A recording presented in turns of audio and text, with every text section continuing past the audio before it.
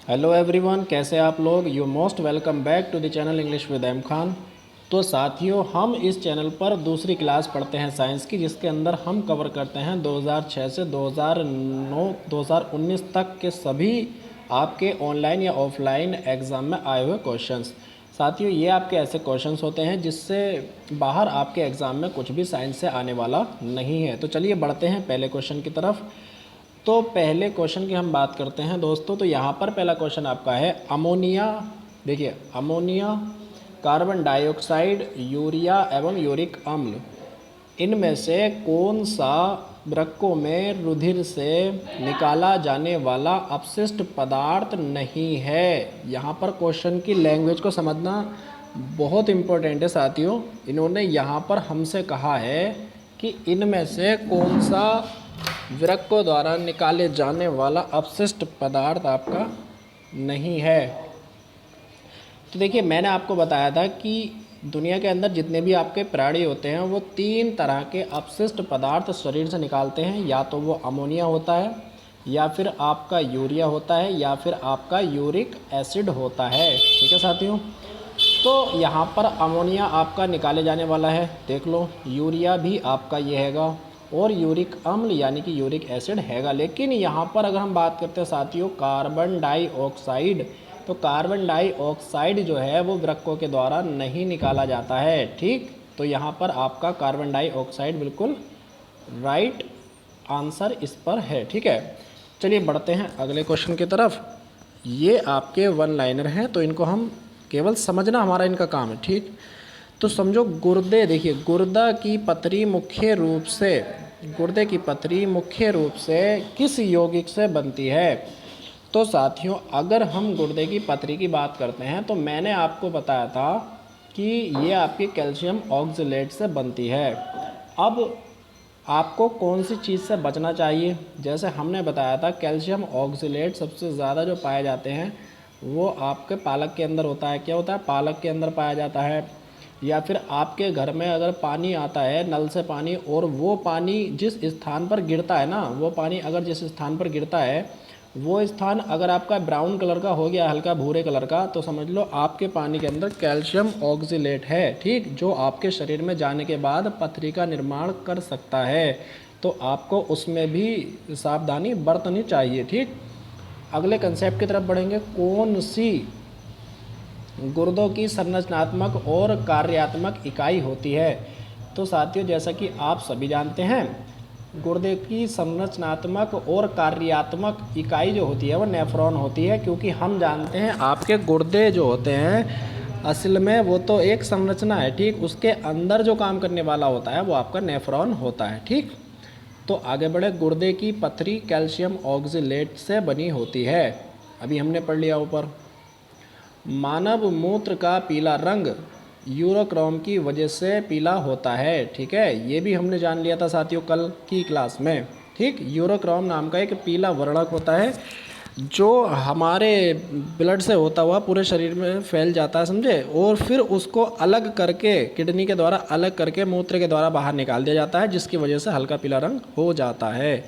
आगे देखेंगे साथियों, अगला क्वेश्चन आपके पास है रक्त। देखिए, रक्त प्रोटीन, क्रिएटिनिन, लाल रक्त कोशिकाएं एवं श्वेत रक्त कोशिकाओं में से कौन सा पदार्थ सामान्यतः मूत्र में पाया जाता है। तो साथियों, यहाँ पर आपका क्या है? क्रिएटिनिन होता है, जो सामान्यतः मूत्र के अंदर पाया जाता है। क्योंकि आप जानते हैं लाल रक्त कोशिकाएं ये इस तरह की आपकी नहीं पाई जाती हैं। ठीक, तो बढ़ेंगे अगले क्वेश्चन की तरफ। अगला क्वेश्चन है हमारे पास है साथियों, अगला क्वेश्चन हमारे पास है, निम्नलिखित में से कौन सा घटक मूत्र का असामान्य घटक होता है।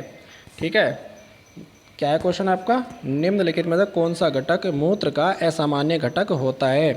तो यहाँ पर आप ध्यान रखेंगे, जो आपका कीटोन निकाय है इसमें आंसर लगा हुआ है। तो कीटोन निकाय आपका क्या होता है जी? मूत्र का असामान्य घटक होता है। आपके स्टेनोग्राफर के एग्ज़ाम में पूछा गया है, तो आप खुद समझ सकते हैं कि आजकल वो वाले नॉर्मल वाले क्वेश्चन नहीं पूछे जाते हैं, समझे। तो आपको इस तरह के क्वेश्चन थोड़े थोड़े पढ़ने पड़ेंगे। ठीक, और अगला क्वेश्चन देखेंगे साथियों। अगला क्वेश्चन आपका है, भ्रूण की अपरापोशिका किस में सहायक होती है। तो यहाँ पर 2 पॉइंट जानने के हैं। मैंने आपसे कहा था कि आपको क्वेश्चन अगर समझ में आता है तभी आप आंसर याद रख पाते हैं। तो एक तो चीज़ है हमारे पास भ्रूण, अपरा पोशिका, तो इन 2 चीज़ों को समझना ज़रूरी है, ठीक है। किस में सहायक होती है ये हमारे समझ में आ रहा है। साथियों, जब कोई भी चाइल्ड या बेबी जो होता है, जब वो अपनी माता के पेट में होता है, सही है, तो उसको हम कहते हैं भ्रूण। क्या कहते हैं? भ्रूण, ठीक है जी हाँ, भ्रूण कहते हैं। और अपरा पोशिका का मतलब ये होता है कि वो भ्रूण जो होता है माता से एक नलिका के द्वारा कनेक्टेड होता है। आप सभी जानते हैं जब बेबी बॉर्न होता है, बेबी का जन्म होता है, तो उस नलिका को काट दिया जाता है। तो जो नलिका होती है ना जिसको काटा जाता है वो आपकी कहलाती है अपरा पोशिका, ठीक है। अपरा पोशिका जो आपके शरीर के बीच पार्ट पर होता है उसका निशान, ठीक, आप सभी जानते हैं अच्छे से ही। तो इसका काम क्या होता है अब समझो। भ्रूण की अपरा पोशिका किस में सहायक होती है? तो साथियों आप ध्यान रखेंगे, जो अपरा पोशिका होती है, ठीक है, जो बीच पार्ट होता है, जो नलिका होती है, उसी नलिका से चाइल्ड को खाना जाता है शरीर के अंदर, और उसी नलिका से वो क्या करता है? उत्सर्जन करता है। उसी नलिका से क्या करता है? उत्सर्जन करता है। और एक आपको इंटरेस्टिंग बात बताऊं कि जो चाइल्ड माता के पेट के अंदर होता है, जो भी बेबी, तो वो सांस क्या है? सांस नहीं लेता है। वो क्या है? सांस नहीं लेता है। ये केवल उसका दिल धड़कता है, ठीक है, दिल धड़कता है, शरीर के सभी अंग काम करते हैं, लेकिन सांस नहीं लेता। अब सांस नहीं लेता है। जब वो पैदा हो जाता है तभी वो अपना पहला सांस लेता है, क्योंकि उसके शरीर का ऐसे नोड बंद हो जाता है। ये प्रक्रिया जो है बड़ी थोड़ी सी, ठीक है, इसके बारे में आपको पढ़ा नहीं रहा हूँ, छोटा सा कंसेप्ट मैं आपको बता रहा हूँ बस, तो ध्यान रखेंगे। अगला क्वेश्चन की तरफ हम बढ़ेंगे साथियों।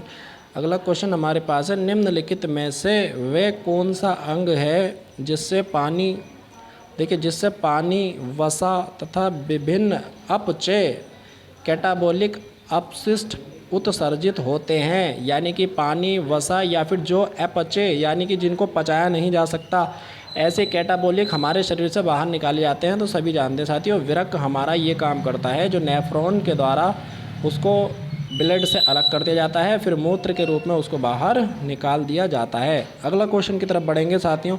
निम्नलिखित में से कौन सा प्रोटीन नाखूनों में पाया जाता है? ये हमने एक वीडियो के अंदर और जाना था कि आपका जो केराटिन प्रोटीन होता है ये आपका रेशेदार प्रोटीन होता है, ठीक है, इसके अंदर रेशे पाए जाते हैं। तो इससे साथियों हमारे शरीर के नाखून भी इसी से बने होते हैं, केराटिन प्रोटीन से। जानवरों के सींग भी इसी केराटिन प्रोटीन से बने होते हैं, ठीक है। उनके जो पैरों में खुर होते हैं वो भी इसी केराटिन प्रोटीन के बने होते हैं। और आपकी ऊन जो होती है, ऊन, ठीक है, वो भी इसी केराटिन प्रोटीन से बनी होती है। तो चारों को ही ध्यान रखेंगे, सीपीओ के अंदर क्वेश्चन आपका पूछा गया है, मोस्ट इम्पोर्टेंट है। अगला क्वेश्चन आपके पास है, हेमिकार्डेटा में उत्सर्जन किसके द्वारा होता है? तो सबसे पहली रेस्पॉन्सिबिलिटी, हेमिकार्डेटा क्या होता है पहले इसको जानते हैं। देखिए, जो भी जीव हमारे समुद्र के अंदर रहते हैं उनको हम हेमिकार्डेटा जीव बोलते हैं, ठीक है। हेमिकार्डेटा के अंतर्गत उनको रखा जाता है। तो पूछा गया आपसे, हेमिकार्डेटा में उत्सर्जन किसके द्वारा होता है? जैसा कि हम जानते हैं मानव के अंदर उत्सर्जन किसके द्वारा होता है? जी, वृक्क के द्वारा होता है, ठीक, गुर्दों के द्वारा। लेकिन हेमिकार्डेटा में किसके द्वारा होता है? तो हेमिकार्डेटा के अंदर साथियों केशिका के गुच्छ पाए जाते हैं, ठीक है, गुच्छे पाए जाते हैं, उनका कलेक्शन पाया जाता है, जिसकी वजह से उनके शरीर से क्या होता है? अपशिष्ट पदार्थ बाहर निकाले जाते हैं।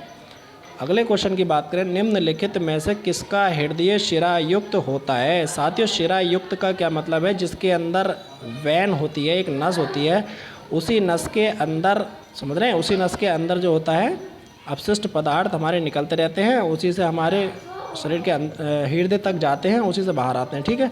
तो कहने का मतलब यहाँ पर ये है कि जो आपके मत्स्य होते हैं ना, जो आपका मत्स्य वर्ग होता है उसके अंदर शिरायुक्त हृदय पाया जाता है, शिरायुक्त हृदय पाया जाता है, ठीक है। और इनके शरीर में जो ऑक्सीजन जाता है, वो जाता है, ब्लड जाता है, वो आपका ऑक्सीजनित नहीं होता है, यानी कि उसके अंदर ऑक्सीजन नहीं होता है।